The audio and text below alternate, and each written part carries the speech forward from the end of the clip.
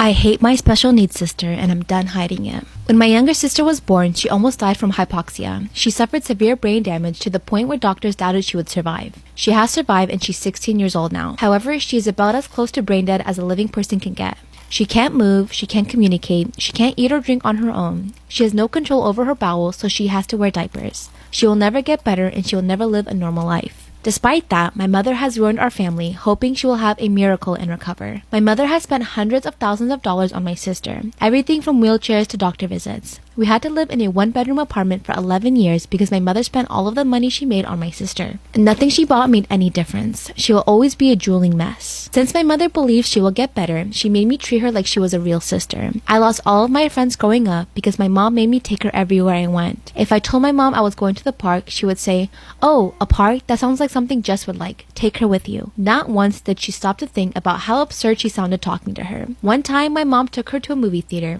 They made it barely 30 minutes through the movie before staff kicked her out because my sister was making so much noise coughing and choking on her saliva. Despite all this, I somewhat tolerated my sister until a few hours ago. I mentioned to my mother that I had planned a date with the girl I met at work. My mom said, "That sounds like fun, but I'm having coffee with a friend from college, so can you take care of Jess while I'm gone?" I told her that I couldn't because of my date and suggested that she hire a babysitter. My mother then said that I should just take her with me. And then I just exploded. I told her how stupid she was for suggesting such a thing. Bring my severely disabled, crippled sister along with me on a date with a girl because you are too lazy to hire a sitter? How crazy are you to think that's a good idea? Every moment of my life has been about Jess. I'm not supposed to have a career or a family of my own because I need to take care of Jess when my mom dies. My mom even discouraged me from going to college because then I wouldn't be able to take care of her. I told her how much damage she has done to the family because of my sister. We struggled financially my entire life, not because my mom is low income, but because she spent all of our money on Jess. We drove a crappy 1996 Subaru Outback for years, and my mom couldn't afford to buy a new car. But she had no problem shelling out thousands to see a specialist doctor who will say the same thing every doctor has. My sister is a glitch. She's not supposed to be here. She will never live a normal life. There's no reason she shouldn't be put in a home. I'm just so frustrated right now. I'm thinking about cutting ties with her and reconnecting with my father. My dad divorced her once he realized that the rest of his life was going to be taking care of Jess. I can't fault him. My mom forbid me from contacting him, but he's not the bad guy here. My 28F friend 26F pretends she is Japanese, is alienating everyone around her.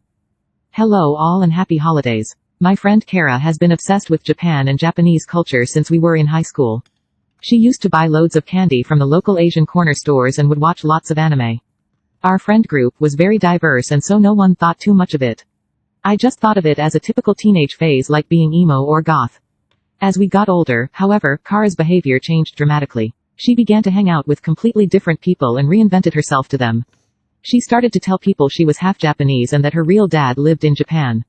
She said her Caucasian father here was actually her stepdad and that her mom made her refer to him as her father because she wanted to erase any memory of Kara's real father. She majored in Japanese language in college. This was to prepare for moving back to Japan, according to her. She had also begun to dye her hair black for years, insisting it was her natural color to anyone who met her, and wearing brown, black lenses. She also has legally changed her name to sound more Japanese. She broke off contact with most friends who knew her from early on, and thus knew her and her family well. The few friends who she kept around eventually began to leave on their own because of her compulsive lying. We were at a party recently with some of her new friends. When she was in another room, I overheard them talking about their recent trip to Japan with her. They were saying she was so embarrassing and they felt awkward when she pointed out places she said she had gone to as a child. It seems they are just hanging out with her for a laugh. Kara is an only child and very spoiled. She is used to getting her way often and is prone to tantrums. I don't think I necessarily want to remain her friend, but I don't want her to continue down this path. I tried to talk to her about her lying, but she freaked out on me. She said I was crazy and that she really is half Japanese, and that I've always been jealous of her because she looks exotic. She does not. She is plain-faced, dirty blonde, and overweight. She recently broke up with her boyfriend because he got too close to the truth about her. He tried to have dinner with her parents and Kara freaked out and told him he had no right to go behind her back. She actually went so far as to push him into a wall and yell at him. She's been trying to tell everyone they broke up because he was talking to another girl, which is Source: I was there, along with our friend Alex, in the basement when they were arguing. Her parents have no clue about her behavior. She is careful to keep her friends away from family. She told them she studied Japanese because she wants to be a translator. I am considering perhaps writing them a letter because I am sincerely concerned for Kara. I think she needs therapy and need to face her lying. Update: Kara was away for the weekend on a ski cabin trip and I knew she wouldn't be back until later Sunday evening. It provided a great opportunity to talk to her parents calmly and without an interruption from her. I basically did what many of you suggested. I took examples from social media, I took conversations that were had on Facebook, I showed them her blog entries where she had gone on long tangents about being Japanese and reuniting with her real father in Japan. It was a very long conversation. I told them all about the high school years and what happened in the time afterward. I told them about her lying about her parents, about keeping her parents and friends separate, about her plan to go live in Japan, about just everything I could think of. They let me speak, and they were actually very good about it. Her father was understandably very hurt and heartbroken that his daughter would deny him like that, and her mother was furious. They both talked to me about Kara and her home life, how she was usually in her room and never really mentioned any of this Japanophilia to them. We discussed what to do about the situation. Everyone agreed Kara needs therapy and need to come to terms with the reality of her heritage. Her parents believe that she is delusional and could benefit from seeing a professional. They said they were going to confront her that evening. So it's been a day now and I haven't heard anything yet, but I will update as soon as I hear from them. They both promised to call me and update about the situation and they thanked me for telling them and being a concerned friend. We'll post another update with the aftermath. As of now, Kara has deleted her Facebook, but not yet messaged me. I don't know if they actually told her who exposed her, but it will probably come back to me. Final update. One thing I'd like to expand on: a few people have wondered how Kara's parents were oblivious to the behavior. As far as Facebook goes, Kara had two. She had her parents on a normal Facebook that had a small friends list of relatives and a few distant people from high school. Her main Facebook had her Japanese name, which she never mentioned to them she had changed, and her main group of friends. Secondly, her interactions with her parents were short. She kept to herself and stays in her room often when at home. She told them she wanted to broaden her horizons and told them working as a translator would provide a great opportunity for that. They have paid for her trips to Japan under the impression that she was going there to scope out the work scene and to make connections. She was careful to keep her home and social lives very separate and her parents never really had a reason to question their daughter about it. So this is what went down after my previous update. After the talk with Kara's parents, I went home and fully expected her to call, message, or even show up at my door. She never did, but she removed her Facebook profile which had her Japanese name and a lot of information that supported her fake persona. She also deleted her Tumblr, which also followed the same vein as her Facebook. Everything was quiet for a good 2 days, and I chalked it up to her being embarrassed about the situation and not wanting to talk to anyone about it. Her mom called me yesterday to wish me a happy new year and to let me know what was going on. Basically, this is what happened. Kara got home from her ski trip and her parents were waiting in the living room with printouts from her blog, FB, etc. They confronted her immediately about the profiles and the information posted on there. She tried to tell them that it was for her career in Japan and that the Japanese would be more likely to hire something with Japanese heritage. They didn't buy it and she flipped out. She began to demand to know who showed them her blog Facebook. Now, her mom said they didn't tell her, but I am guessing they probably did because she knows it's me.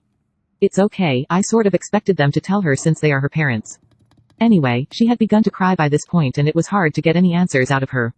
Her parents basically laid out everything I had shown and told them, especially the part about her dad being her stepdad. They told her they could forgive some eccentric behavior, but not full-on disrespect of her parents, nor the needless lying that was going on. They told her she had two options: come down to reality or leave. She has no job, and lives at home for free. Everything is funded by her parents, including expensive trips to Japan. She chose to stay. One of the conditions was that she had to remove social media accounts that continued to tie her to the lies. So her Japanese Facebook was removed and her Tumblr as well. She also had to agree to therapy. Her mom told me they were in the process of finding someone for her to see, preferably every week, so they could get to the root of the problem and begin to break the cycle of consistent lying. They are keeping an eye on her now, mostly because they are afraid she will lash out or do something rash, but honestly I think she isn't going to do anything. She is most likely really embarrassed that she was outed and just wants everyone to forget it. I don't know how she's going to manage it, because she's going to either have to tell all her current friends the truth or ditch them altogether. So I wished her mom the best and we hung up. I thought that was that, but a few hours later, I get a call from an unknown number. I pick up, it's her. She told me she hated me and she couldn't believe I'd do this to her. She called me a whole book of names and said she hoped someone would ruin my life as much as I'd ruined hers. Then she told me to never contact her again and to keep her name out of my mouth. I just said okay and hung up. I knew our friendship was at an end before all of this, but I can't pretend it wasn't uncomfortable to hear how bitter and angry she was towards me. So that's it. I guess I got what I wanted out of the situation, which was for her to be faced with reality. I can only hope that therapy will help her to reconnect with her real life and to figure out what's going on underneath that whole web of lies she's spun for herself. Yes, it sucks that things had to end how they did, but I don't regret telling her parents and potentially saving her from colossally fucking up her life. Let me tell you guys a story time of when I got arrested for stealing at Walmart. So me and my cousin became professionals, like dead ass. We were doing this shit for months and we got good, okay? We got good. But I'm talking specifically about Walmart because everybody be stealing there and that's fine. I mean, I was one of those people before, but I'm gonna tell you guys my story so you guys learn your lesson, okay? So me and my cousin were on our way to see the Grinch. We were so excited. We were like, let's go buy snacks. No, let's go steal snacks. My bad. We said, let's go steal snacks. Let's see what we can find, blah, blah. So we pull up to Walmart and we start doing our thing, like normal, whatever. And then it's so funny. Keep this in mind. Ready?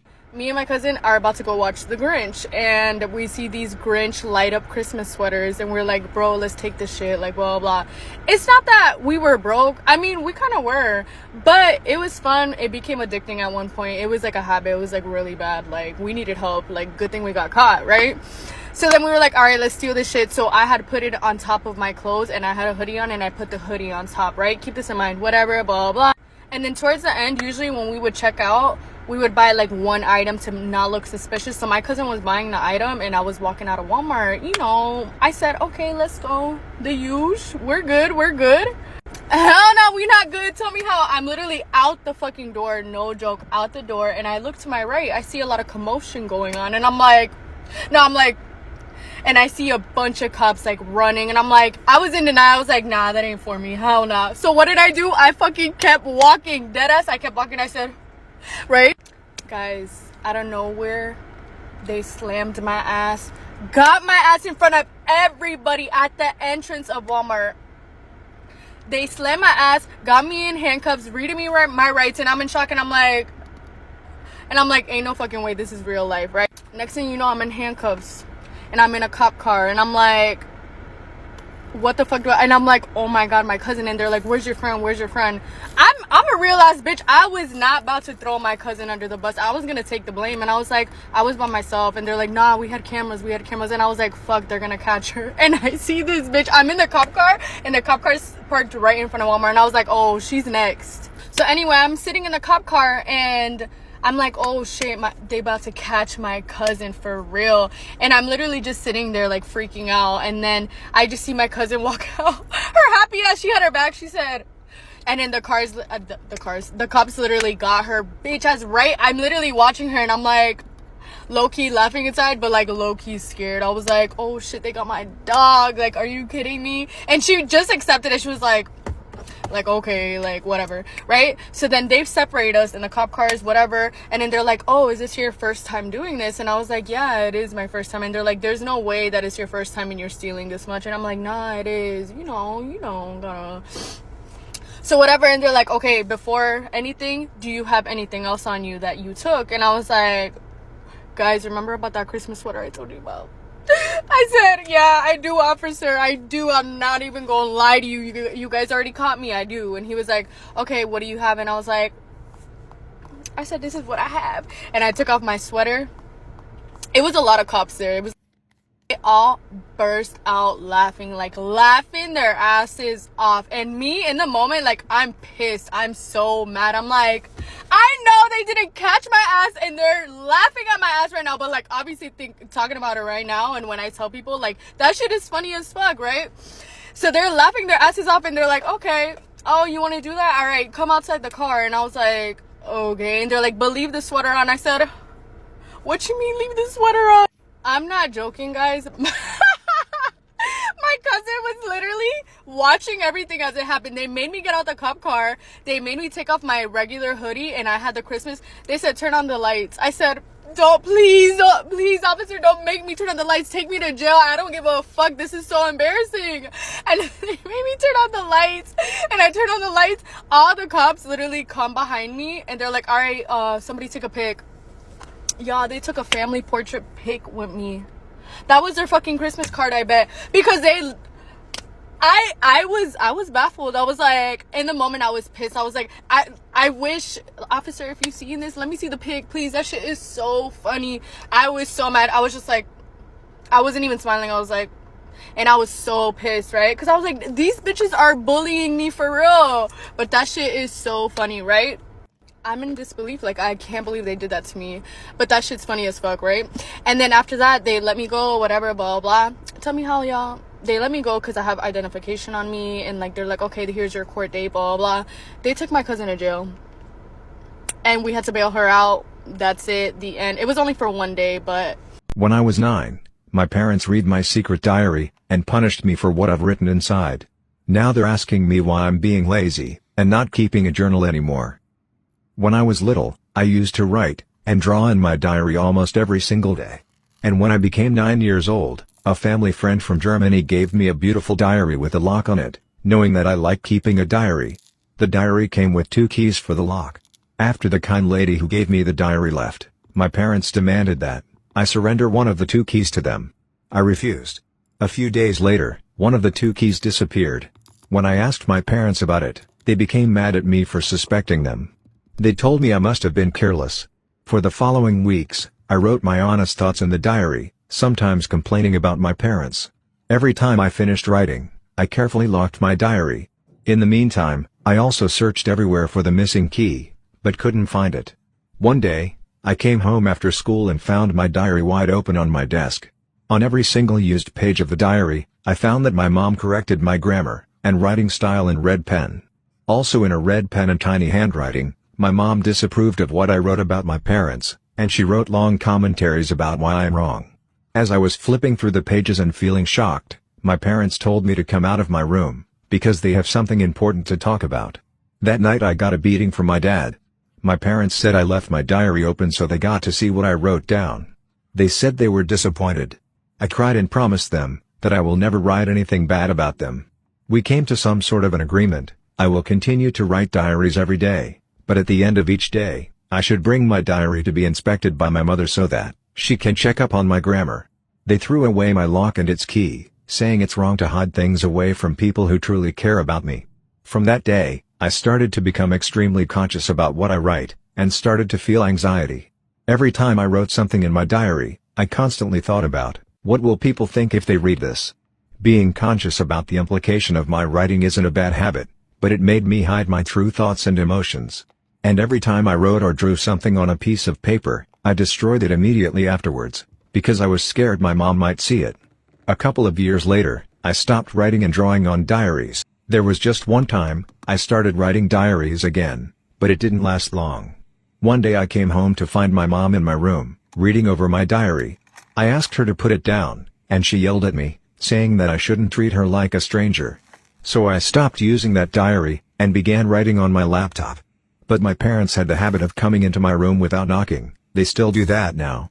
They would often come into my room, stare at my screen, and read my writings aloud.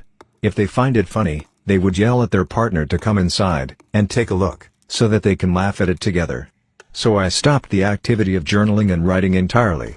10 years passed, and a week ago, I found one of the keys to my diary in a small drawer where we keep all our keys. I showed it my parents, and asked why they lied to me about the key, when one of them went missing. They got mad.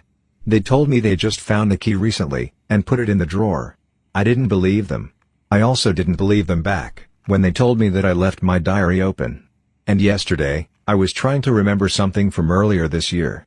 My mom walked by, tutted and told me that I would have remembered it had I just kept writing diaries. I got extremely angry, but there was nothing I could do. Trying to talking with my mom will only make things worse, because she does not want to be in the position of being criticized. Thanks to her and her stupid sidekick husband, now I am terrified of writing anything physically on paper, and now my hands are shaking as I'm writing this. I could never share this story with anyone, and I don't have many friends who are close enough to hear this story. Writing this somewhat made me calm down, but I will never forgive them for crippling my ability to write diaries and remember my past. I, female 32, gave birth to my son 5 weeks ago. My husband's mom has been camping in the living room ever since and inviting people over, making a mess in the house, etc. I said nothing because if I opened my mouth, my husband would start scolding me saying his mom is there to help and I should be grateful. What I did was ignore her and focus on my son. I handle feeding, diaper change, cleaning, and wiping. I only get a few hours of sleep so my husband's mom isn't really helping with the baby. But I thought to myself, well, at least she cooks for us. Last night, I was in the bedroom breastfeeding my son. I knew that I was late for dinner, but I thought that my husband and his mom saved a plate for me. Once I was done with my son, I walked out to the room and saw my husband and his mom sitting watching TV. I asked about dinner and my husband said that it was probably on the stove. As I was walking towards the kitchen, his mom loudly said that she didn't save me any food. I was absolutely shocked and I asked her why and she simply said, well, we didn't see you at the dinner table so I thought you weren't hungry. I lost it and yelled that I was feeding my son. Of course I was hungry. I was actually starving. She shrugged her shoulders and said it wasn't her fault that I didn't show up for dinner, but she knew damn well that I was with my son and hadn't eaten anything in hours. My husband asked me to not raise my voice at his mom, but I told him that he saw what happened and didn't think about me being hungry or needing food. He lashed out asking what the fuck I wanted him to do and said,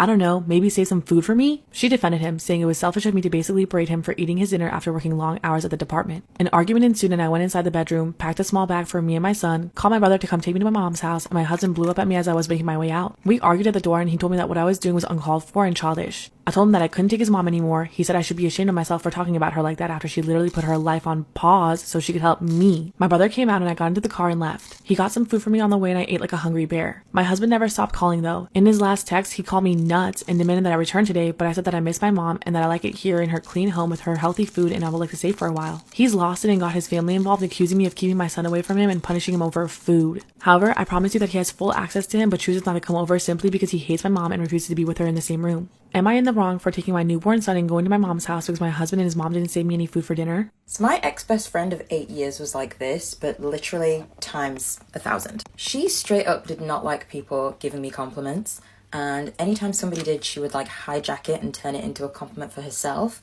or turn it into an insult for me. So for example, if somebody said to me, oh, you look really nice today, she'd be like, yeah, but it's all makeup. Have you seen her without makeup? Things like that. Or if somebody were to say like, oh, your hair looks really nice today, she'd be like, yeah, but it's a wig. And she wears those wigs so she can look more like me because my hair's naturally long.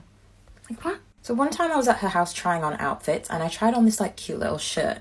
And she was like, no, you're not wearing that out. Like, you look like you're in school uniform. That is not cute. Take it off. So tell me why next time I was at her house, I saw an identical shirt in her closet, brand new with tags that she'd gone out and bought after seeing me in the shirt and telling me that she hated it. One time there was a group of us just hanging out in her kitchen and she looks at me and completely unprovoked, completely off topic, she says, you know, if it wasn't for your face, you probably could have been a model. What? A couple of years ago, I got a job interview at the Tom Ford beauty counter and I put it on the group chat and told everyone I was so excited, like I've been looking for a job for so long, and her response, she was the first one to reply and she said, wait, don't you actually have to be good at makeup to work at Tom Ford though? So yeah, I just learned to stop telling her good news about my life after that. The saddest part is that this isn't even the half of it. Like, I could honestly probably make a 10-part series on all the messed up things she would say to me because this went on for years. Like, it was so bad. I've told this story on here before, but there have been some recent developments, so let's get into it, shall we? To recap, about a few months ago, I went with some of my friends to a club here in Dallas. I'm not really a club girly, not a club queen, but they really wanted to go, so I said, what the heck, let's club. Turns out it was really super fun. Everyone was having a great time, really cute, really nice, good vibes. Music is pumping, I'm bouncing, I'm dancing, I'm doing the white girl shuffle. 10 out of 10 all around, okay? All of a sudden a man says something behind me. I don't really understand what he says. It doesn't really matter. Does it really ever matter? But I turn around, I look at him and he's wearing sunglasses. And I say, now sir, it's midnight. What you doing? Can you even see with those on? And he goes, actually, I can. Try them on. And I had a couple Taquiques, so I said, okay. So I put them on. I wear them for, maybe 10 seconds. They weirdly did enhance my vision, which was confusing. And I said, cool, thanks. And I give them back to him. 30 seconds go by. I feel a little spritz of liquid. I don't think much of it because everyone's sweating into club. Another 30 seconds go by. I feel another spritz. And now I'm starting to think, is it raining in here or is it just me? I make eye contact with my friend and he says, hey, Teresa, that girl's spitting on you. And I said, huh? I turn around and make eye contact with this little she-devil from the depths of SMU. She's dipping her straw into her vodka soda and spitting it onto my friend and I. We make eye contact and she says, hey, don't wear his fucking sunglasses. And I just said, he's all yours, babe. Didn't do anything else other than that, other than to just continue living my life being hotter than her. Cut to last night. Guess who walks into the restaurant where I'm working? Little She-Hulk herself. Guess whose section she sits in? This bitch. Did she remember me? No, she didn't. Did I remember her? Sure did. Story time. My mom figured out I was gay at 14, and here's how.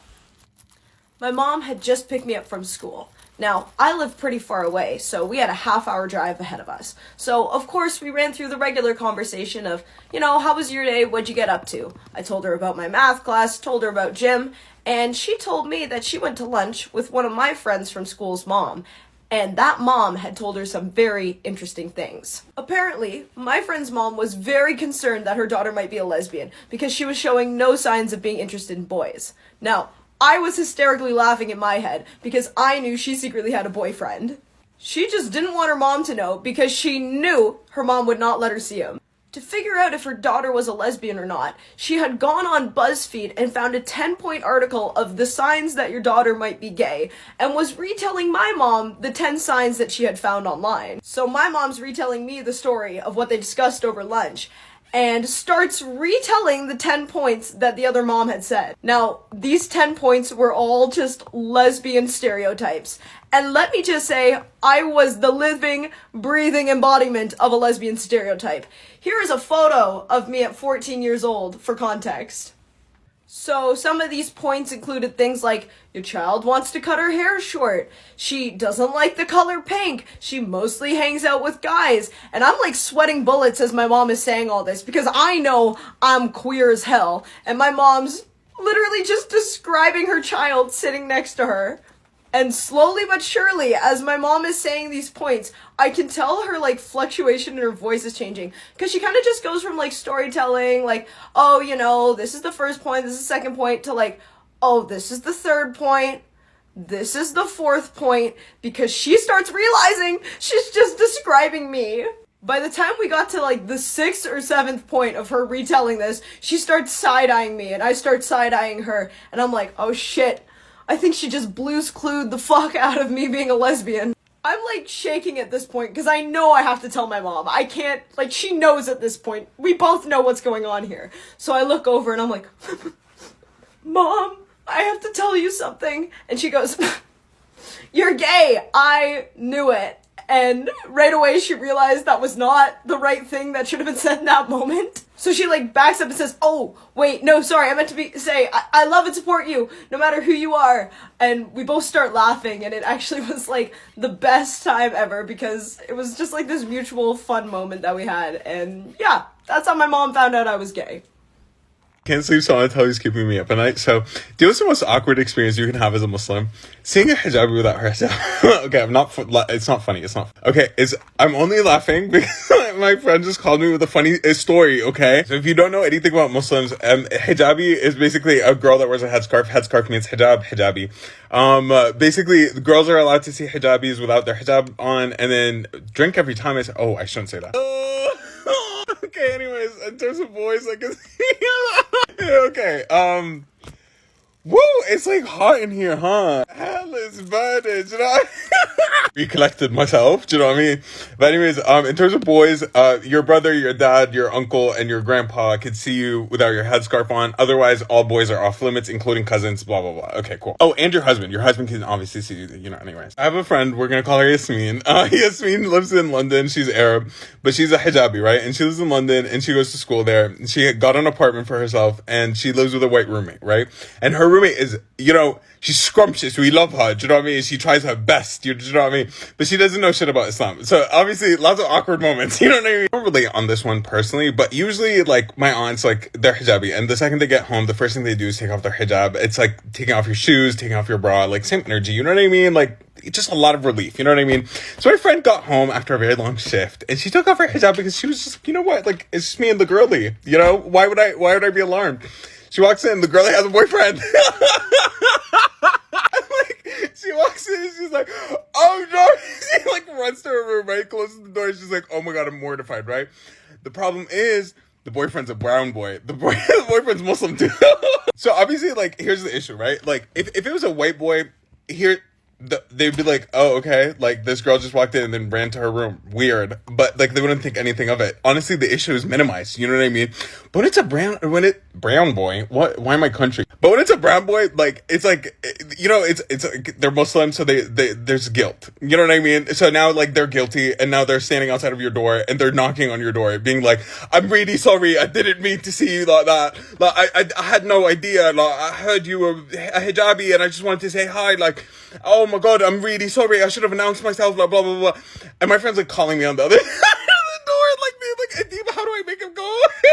It was just like, Adib, if you walked in and you saw me without my hijab on, what would you do? And I was just like, well, I would like turn around. Why am I country today? What's going on? And I was just like, I would turn around, like that's so awkward. Like I wouldn't say, like I don't know, I'd act like I didn't see her and say or something. And she was like, yeah, like right, like that's what you're supposed to do. You're just supposed to like turn around and act like nothing happened.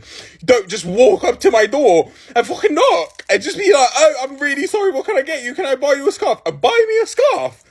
Are you insane? She asked her roommate to break up.